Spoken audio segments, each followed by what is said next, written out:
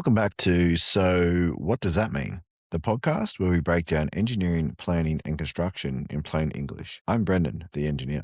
And I'm Joanne. If you're a developer, builder, homeowner, investor, or just someone trying to make sense of the construction world, you're in the right place. Every episode, we take something that can cost people real money, real time, and real stress, and we unpack it in a way that actually makes sense. No jargon walls, no lectures, just practical common sense advice from the people who see these issues every day. Okay, so I know this one's personal for you. Before we even get into the numbers, what's the story? The one you keep coming back to. Yeah, so honestly, I nearly quit engineering. First 2 years out of uni. Really? Why? Me, 2 years of doing calculations for projects nobody ever explained the point of. I didn't know why I was doing half of it. Never got to visit the sites, just handed a spreadsheet, told to fill it in, and if I asked why, I'd get this look like I was wasting somebody's time. Gosh, that sounds really rough. It was. And I think about that a lot now that I'm the one hiring graduates. Because on paper, and this is the bit that's going to sound like I'm contradicting myself. On paper, graduates are doing fine. Really fine. How fine? About 87% of engineering graduates were in full-time work in 2021 and 2022. And 80, sometimes 85%, land something full-time within about 2 months of finishing their degree. Okay, so that sounds like a pretty good news story.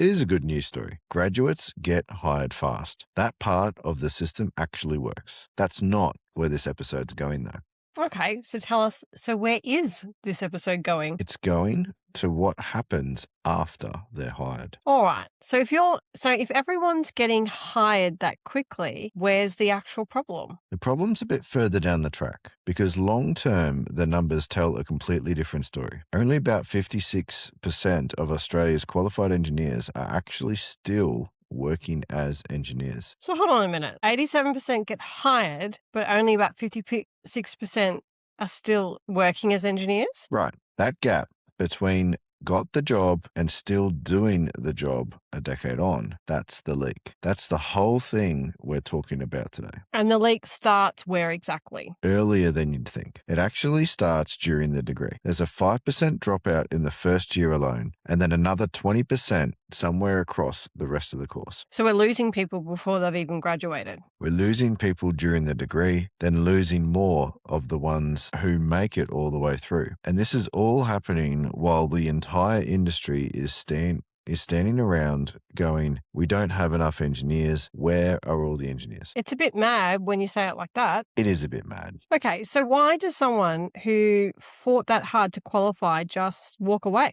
A few things stack up. Workload's a big one. These delivery-driven, high-pressure environments, burnouts, genuinely common, and it doesn't get talked about nearly enough. Is it just money though?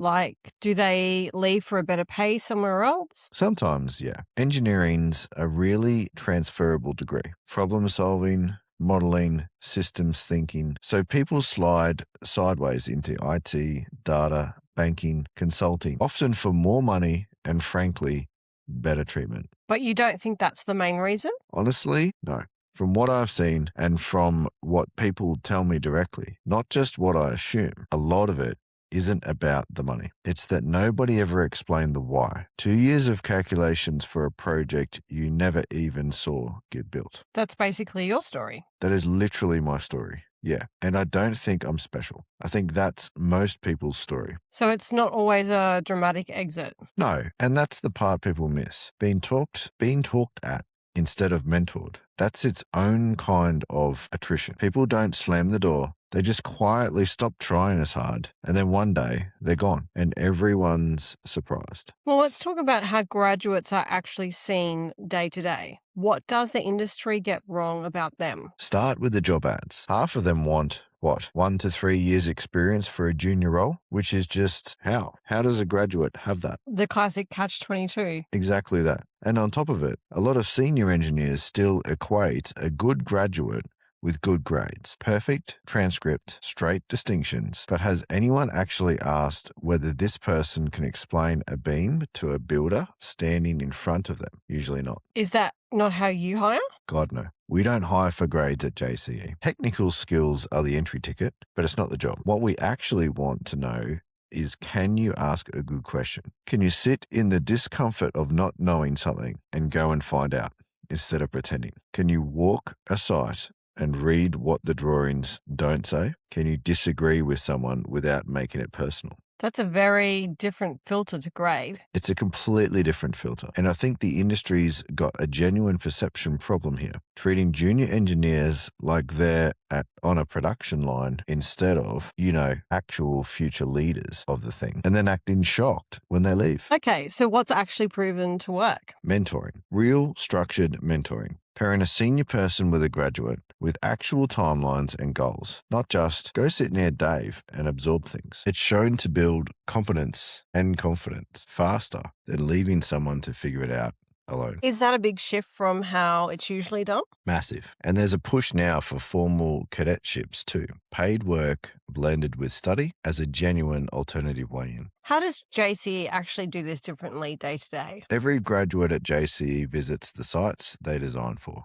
Every one. Because theory means nothing until you've stood on the dirt. Questions are welcome, especially the ones that sound stupid, because those are usually the good ones. You learn the why, not just the what. And why does that actually matter at an industry level, not just a nice cultural level? Because nearly 50% of Australia's qualified engineers are under 40. This generation is the profession's future capacity, full stop. And the industry keeps underinvesting in exactly the people it can least afford to lose. Okay, so zoom out for me for a second. Why does this matter beyond one graduate's individual career? Because only 8.5% of Australian graduates study engineering in the first place. That's the sixth lowest share in the OECD. So every single graduate we lose from the profession is disproportionately expensive to replace. There isn't a big backup pool sitting there. So we're short on experienced engineers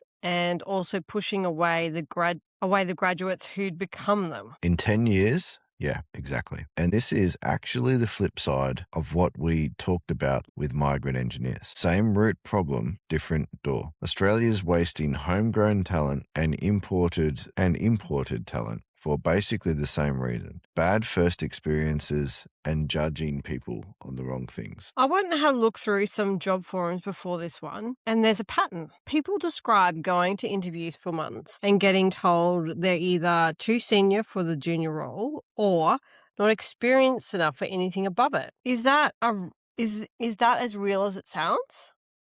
It's extremely real, and it's not even unique to engineering. It's that classic bind. You need experience to get the job, but you can't get the job that gives you the experience. Graduates describe it constantly online. Some of them are doing totally unrelated work just to pay the bills while they wait for a real break-in. If employers rate engineering grads so highly on paper, though, why does retention still fall off a cliff? Because being hired and being retained are measuring two completely different things. Hiring's about a CV and an interview. Retention is about whether anyone actually invests in you once you're through the door. What's the actual pay gap, out of interest, between a graduate and someone, say, who's got 5, 6, 7 years experience? Entry level's usually somewhere around 65 to 85,000. Experienced engineers 5 to 7 years up are often close to double that.